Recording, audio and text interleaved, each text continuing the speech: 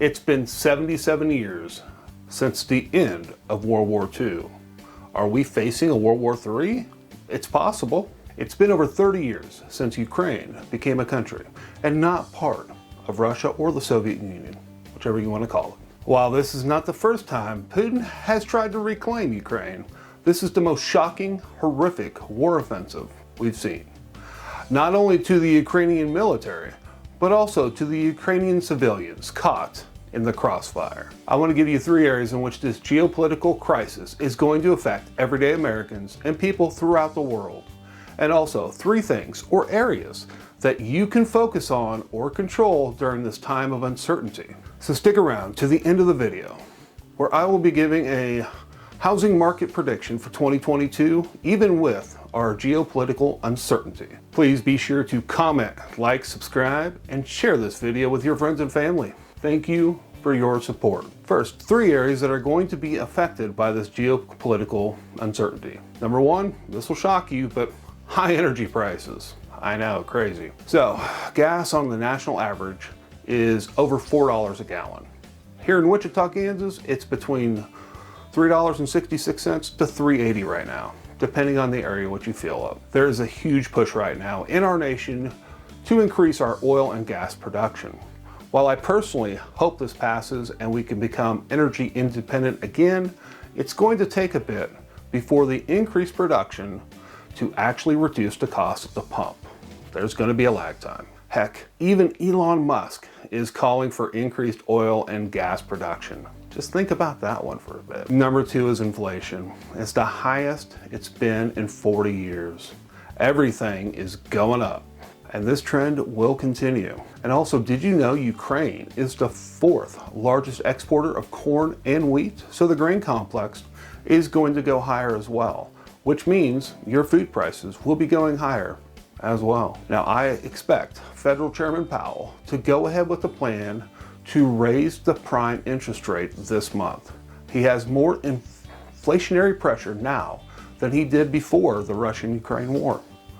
So the short-term lending rates and the adjustable rate mortgage, or your ARM, are going to be going up.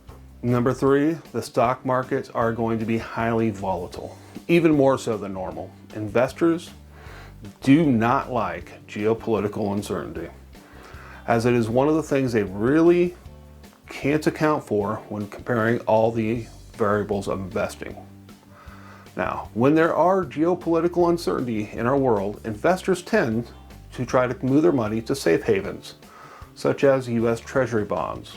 In fact, according to FoxBusiness.com, the average 30-year fixed-rate mortgage decreased from 3.76 annual percentage rate, APR, for the week ending March 3rd, according to Freddie Mac's Primary Mortgage Market Survey.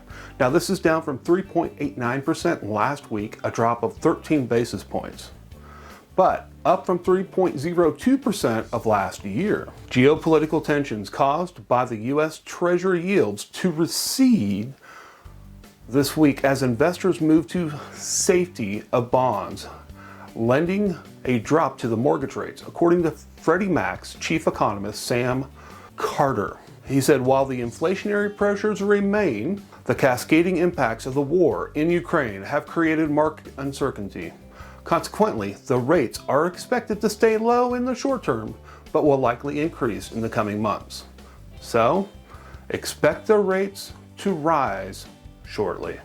So what are 3 areas you can control during these unprecedented times? If you're in the market, keep in close contact with your mortgage lender. Talk to your lender about locking the rate. How long can you lock the rate for? If the rates go down, can you unlock and relock? And how much would that cost you? Or another way of looking at it is, if you unlock and relock, is the cost worth the savings? Second thing you can control is control your economy, which is your household budget. Think about what you're spending money on. Is it needed? Is it a want? Pull back on the wants and make sure the needs are taken care of first. Be sure to have a healthy emergency fund. Plan your outings or errands so that you're not just driving aimlessly from one side of town to the other And you can do it in the most efficient way possible. Number 3 is going to be actually mindset, because as the interest rates go higher, this will cause some people to drop out of the market, both buyers and sellers. The home prices will continue to remain high due to the historically low inventory in our housing market. And as a recommendation, don't pay more than 30% of your take-home pay on housing. Mindset is the one thing you can truly control in this housing market. If you're a buyer, you need to have a positive mindset every day. Continue to be in good talks and good communication with your realtor and your lender. That way everybody can be on the same page and get you the best home for your needs and wants. Thanks for sticking around to the end of the video. Now, I'm sure you're wondering what this means for the actual housing market, nationwide and here in Wichita, Kansas. Firstly, the housing market is more stable than it's been. This is not 2008. We have not seen a foreclosure crisis coming off of the pandemic, and we're probably not going to see one. In the last 20 years, the building of new residential houses has not kept up with demand. So even with the interest rates going a bit higher and inflation reducing discretionary spending, the housing market will continue to be stable and continue to grow at a modest pace. For you and me, that means home prices are going to continue to rise and appreciate. It also means the national sellers market will continue. We may have regional or geographical pockets where you might have a buyer's market or more people selling than buying.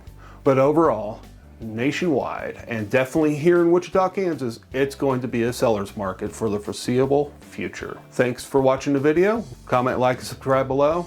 We'll chat at you next week. Let's do that again. You think we should do that again? I think we should. Okay. Yeah, baby. Oh, yeah!